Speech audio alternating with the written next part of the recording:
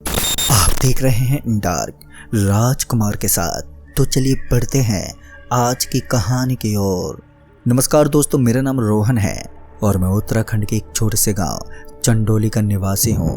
दरअसल आज की कहानी में मैं आपको अपने एक दोस्त टिंकू के साथ हुए एक सच्ची और खौफनाक घटना से रूबरू कराने जा रहा हूं, जिसे सुनकर शायद आपके भी रोंगटे खड़े हो जाएंगे। ये घटना उसके हनीमून के दौरान हुई थी और इस घटना के दौरान मेरा दोस्त टिंकू अपना हनीमून नहीं मना सका। आखिर क्या थी वो घटना और क्या थी इस खौफनाक घटना की सच्चाई, जिसने टिंकू की शादीशुदा जिंदगी में एक तूफान खड़ा करके रख दिया था।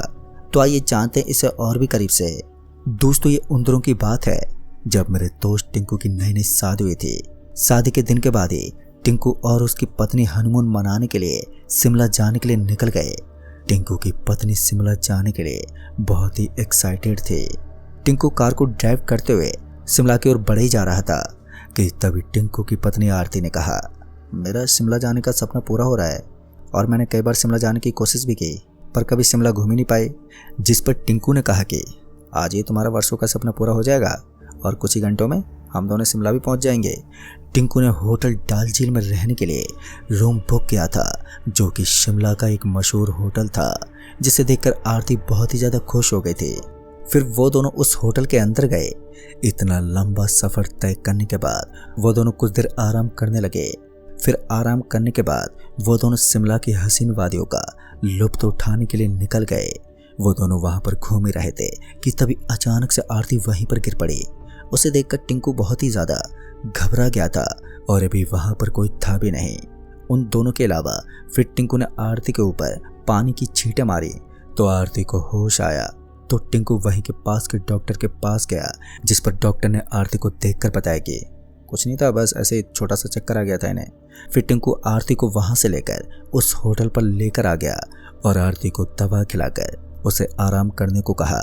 फिर कुछ ही देर में आरती सो गई और टिंकू वहीं पास में बैठकर मोबाइल चलाने लगा। मोबाइल चलाते चलाते अब टिंकू की आंख भी भारी होने लगी थी। फिर टिंकू मोबाइल को पास के टेबल पर रखकर लेट गया था। टिंकू लेटते ही कुछ देर में सो गया। टिंकू की नींद जब खुली, जब रात के 12 बज रहे थे, तो टिंकू ने देखा कि आरती बिस्तर पर नहीं थी कि तभी उसकी नज़र दरवाजे की ओर गई। तो टिंकू ने देखा कि आरती इतनी रात को कहीं पर जा रही है। फिर टिंकू भी उसके पीछे पीछे जाने लगा। आरती टेरेस की ओर जा रही थी। टिंकू पीछे से आवाज़ दे रहा था, पर टिंकू की आवाज़ जैसे आरती सुन ही नहीं रही थी। आरती के पीछे पीछे टिंकू भी टेरेस के ऊपर चढ़ गया। तो टिंकू ने कहा, आरती यहाँ पर क्या करने आई हो? तुम्हें सुनाई नहीं दे रहा था? जिस पर आरती ने कहा, मैं आरती नहीं हूँ। अब आरती की आवाज़ बहुत ही अजीब तरह की हो गई थी, जिसे सुनकर टिंकू एकदम से सहम गया था। फिर टिंकू ने कहा, फिर कौन हो तुम? जिस पर आरती ने कहा, तुम्हें याद नहीं, कॉलेज के टाइम बेंच पर। इतना सुनते ही टिंकू के होश उड़ गए। ये तो मेरी गर्लफ्रेंड रूबी थी, जिसने 2 महीने पहले ही अपनी आत्महत्या कर ली थी। जिस पर रूबी ने कहा, मैं तुम्हारा पीछा नहीं छोड़ूंगी। और रूबी इतना बोलकर वो आरती के अंदर से निकल गई और आरती वहीं पर बेहोश होकर गिर पड़ी। जब आरती को होश आया तो उसने बोला, मैं यहाँ पर क्या कर रही हूँ, वो भी इतनी रात को? इतना बोलते ही आरती टिंकू के गले लग गई और रोने लगी। टिंकू उसे शांत कराते हुए टेरेस से नीचे लेकर आ गया कि तभी अचानक से आरती की आवाज़ रूबी की आवाज़ में बदल गई और टिंकू से हाथ छुड़ाकर वो दीवार पर चलने लगी, जिसे देखकर टिंकू बहुत ही ज़्यादा डर गया। टिंकू डरते बोला, तुम ऐसा क्यों कर रही हो? पर इस पर रूबी ने कोई जवाब ही नहीं दिया और रूबी आरती के शरीर को बहुत ही नुकसान पहुंचाने लगी। कहीं वो दीवार पर सर पटकने लगती तो कहीं वो कमरे की छत पर उल्टा चलने लगती। टिंकू ये सब देखकर बहुत ही घबरा रहा था कि अब मैं क्या करूं। कि तभी टिंकू ने रूबी से कहा, तुम ऐसा क्यों कर रही हो? जिस पर रूबी ने बोला, तुम मुझे क्यों छोड़कर आए?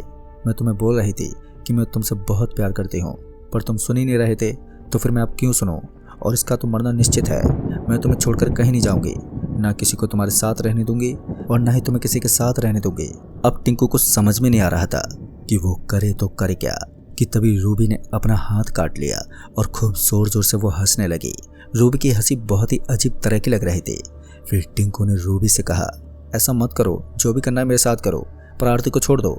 जिस पर रूबी ने कहा, इसका मरना तो निश्चित है, अभी तो मैं इसे छोड़ के जा रही हूँ, मैं दोबारा आऊँगी।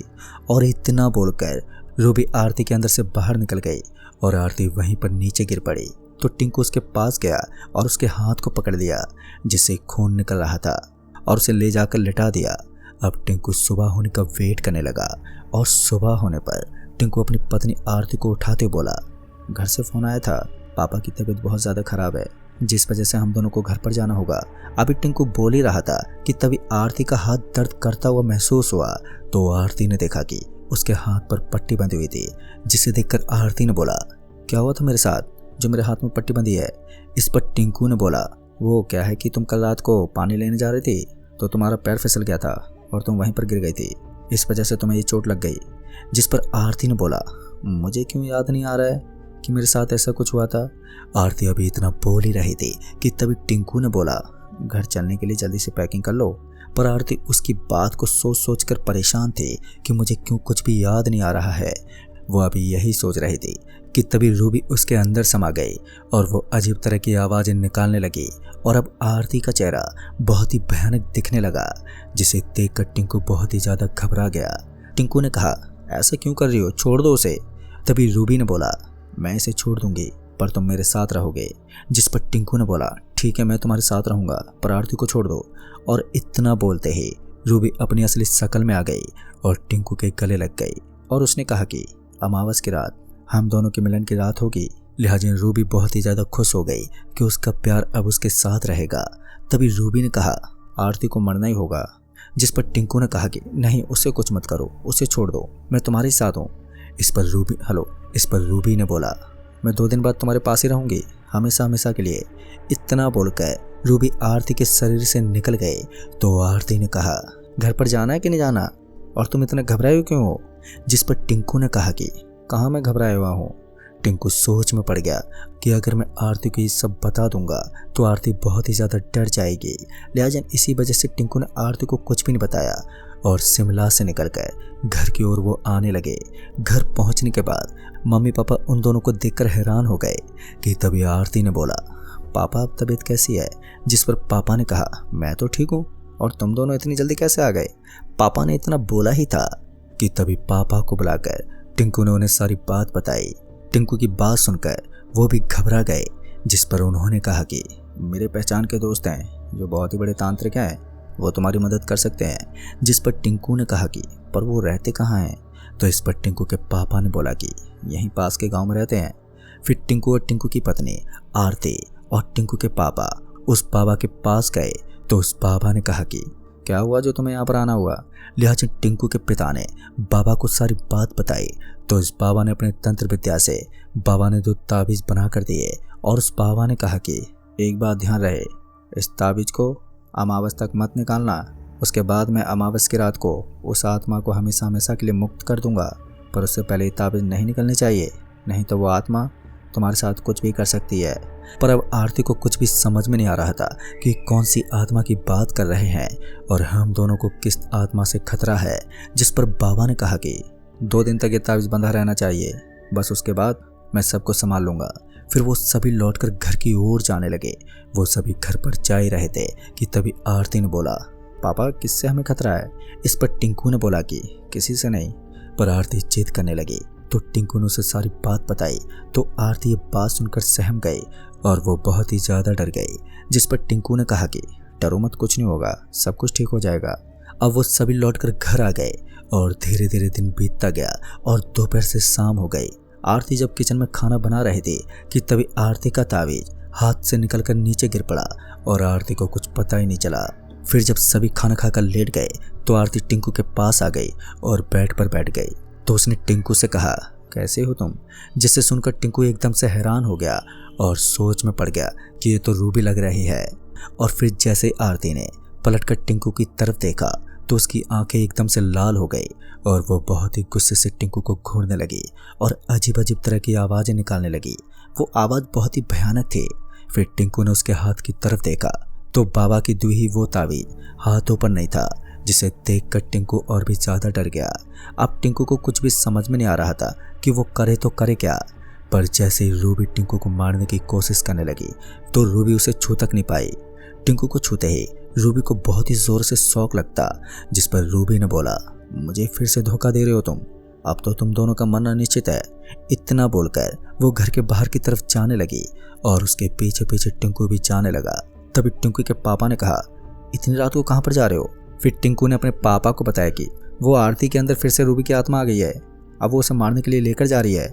जिस पर टिंकू के पापा ने कहा, मैं अभी जा रहा हूँ बाबा के पास, तुम बहू को देखो। इतना बोलने के बाद टिंकू आरती की तरफ जाने लगा और टिंकू के पिता उस बाबा की तरफ जाने लगे। अब टिंकू आरती के पीछे जाने लगा कि तभी अचानक से वो गायब हो गई। टिंकू उसे ढूंढ ही रहा था कि तभी टिंकू के पिता का फोन आया तो उन्होंने कहा कि बेटा यहाँ पर आ जाओ, आरती यहाँ पर आ गई है और बाबा जी ने उसे वश में कर लिया है। फिर टिंकू भी उस बाबा के पास गया तो टिंकू ने देखा कि आरती की शक्ल बहुत ही डरावनी लग रही थी। बाबा अभी पूजा कर रहे थे पर रूबी उस शरीर को छोड़कर नहीं जा रही थी। बाबा ने रूबी से कहा कि अब इसके शरीर को छोड़ोगी या नहीं? इस पर रूबी ने कहा कि मैं अपने प्यार को नहीं छोड़ पाऊंगी, मैं टिंकू से बहुत प्यार करती हूँ। दोस्तों ये बात सुनकर टिंकू के आंखों में आंसू आ गए। टिंकू अभी बोलने ही वाला था कि उस बाबा ने रूबी की आत्मा को आरती के शरीर से निकालकर कैद कर लिया।